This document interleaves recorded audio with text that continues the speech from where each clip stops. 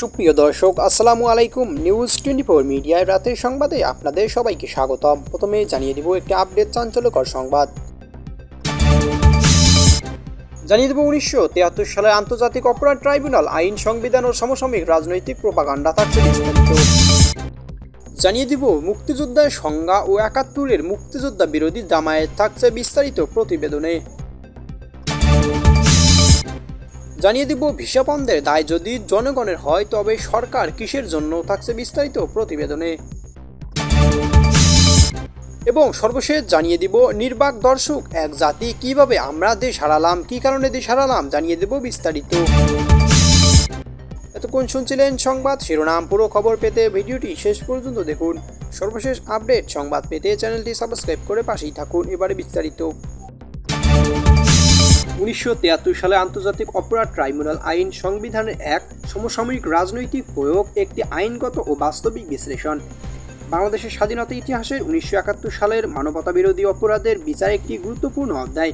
এই অপরাধগুলোর বিচার নিশ্চিত করার লক্ষ্যে প্রণীত হয় আন্তর্জাতিক অপরাধ ট্রাইব্যুনাল আইন 1973। এটি ছিল একটি বিশেষায়িত আইন যার উদ্দেশ্য ছিল 1971 সালের মুক্তিযুদ্ধকালীন যুদ্ধাপরাধ, গণহত্যা এবং মানবতাবিরোধী অপরাধসমূহের বিচার।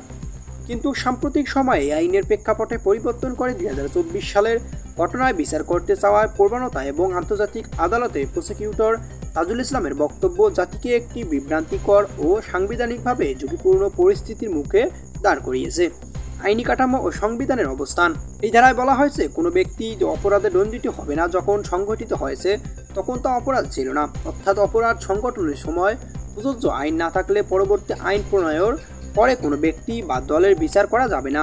আন্তর্জাতিক অপরাধ ট্রাইব্যুনাল আইন 1973 সালে একটি ঐতিহাসিক প্রযোজন ও ন্যায় বিচার প্রতিষ্ঠার প্রয়াস ছিল। তাই আইনকে তার মূল্য উদ্দেশ্য ছিল সীমারেখা অতিক্রম করে বর্তমান রাজনৈতিক প্রেক্ষাপটে প্রয়োগের চেষ্টা, সাংবিধানিক লঙ্ঘন ও ন্যায় চরম অপব্যবহার। প্রসিকিউটর তাজুল ইসলামের মতে রাষ্ট্রীয় দায়িত্বে থাকা একজন ব্যক্তি থেকে জাতি প্রত্যাশা করে নিরপেক্ষতা ও আইনগত স্বচ্ছতা, বিভ্রান্তি নয়।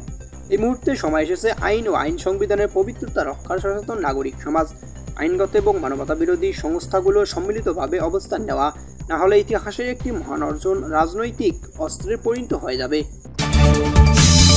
বীর মুক্তিযোদ্ধা এবং সেক্টর কমান্ডার্স ফোরামের মহাসচিব হারুন হাবিব ডয়েস ভেলেকে বলেন, মুক্তিযুদ্ধের 54 বছর পর নতুন করে মুক্তিযোদ্ধার সংজ্ঞা নির্ধারণ করা আসলে কোনো সুবিধা বিবেচনা কাজ নয়।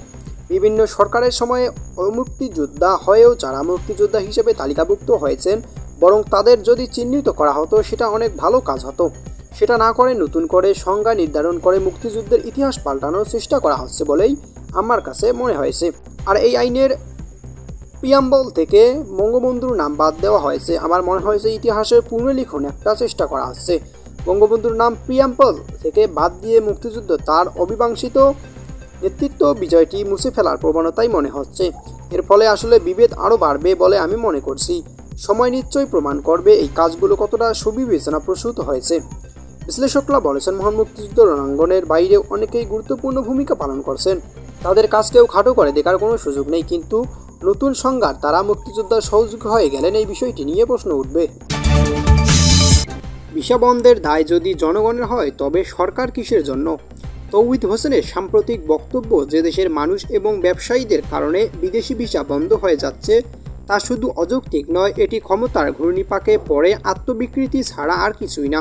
পররাষ্ট্রনীতির ধ্বংসের দ্বারপ্রান্তে পৌঁছেছে বলে এটা বোঝা যায় এখন রাষ্ট্র নিজেই নিজের জনগণকে দোষারোপ করে, যেমন এক মেরুদণ্ডহীন জনবিচ্ছিন্ন দেউলিয়া প্রশাসনিক কাঠামো করে।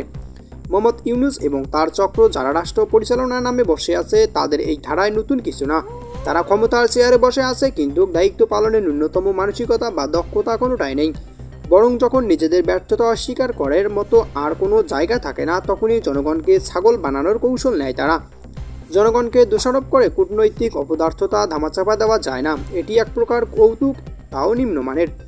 তৌহিদ হোসেনের মতো এক প্রাক্তন আমলা যার দায়িত্ব ছিল দেশের স্বার্থ রক্ষা করা, তিনি কূটনৈতিক বই মুখস্থ করে নিজের কেরিয়ার বানিয়েছেন। আজ তিনি দাঁড়িয়ে বলছেন আমেরিকায় স্টুডেন্ট ভিসা বন্ধ হওয়ার দায় সরকারে নয়। এই জনগণের বক্তব্য আসলে একটি অসহায়, ব্যর্থ, অযোগ্য সরকারের মুখপাত্র হিসেবে নিজের প্রকাশ করার জন্য যথেষ্ট। এই কথাগুলো অর্থ একটাই, আমরা কিছু করতে পারি নাই, করব না, দায়ও নেব না, কিন্তু তুমি দায়ী হে মাথামোটা প্রজা সমাজ। তৌহিদ হোসেনে আরও বক্তব্য দেন, আদতে একটা রাষ্ট্র আত্মসমর্পণের সাক্ষ্য, এটা একটা বিপর্যস্ত প্রশাসনের মুখোশ খুলে দেওয়ার কণ্ঠস্বর।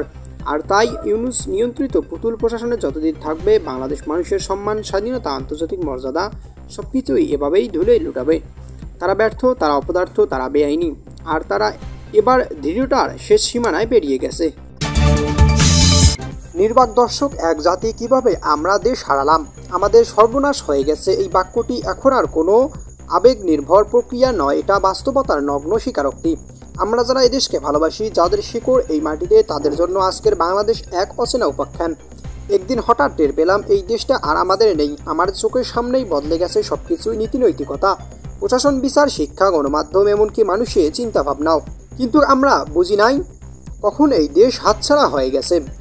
আজ আমাদের চিন্তাটাও আমাদের নয়, আমাদের স্বপ্ন, আমাদের আকাঙ্ক্ষা, আমাদের ভবিষ্যৎ পরিকল্পনা সব নিয়ন্ত্রিত হয় এমন এক অদৃশ্য শক্তির দ্বারা, যারা আমাদের কথা বলে কিন্তু আপনাদের কণ্ঠে নয়। তারা আমাদের হয়ে সিদ্ধান্ত নেয় কিন্তু আপনার জীবনে কোনো দায় নেয় না।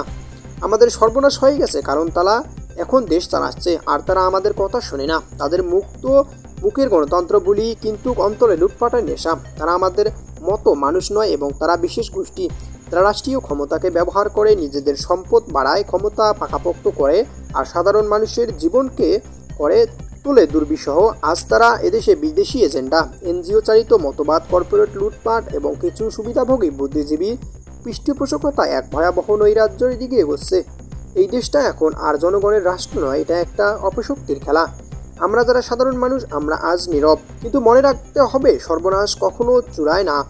যদি আমাদের জেগে উঠি, এই দেশ আবার আমাদের হাতে পারে। যদি আমরা প্রশ্ন করি, সাহস করি, ঐক্যবদ্ধ হই, দেশটা আমাদের ছিল, আমাদেরই থাকবে। শুধু জেগে উঠে দাঁড়াও, কথা বলো।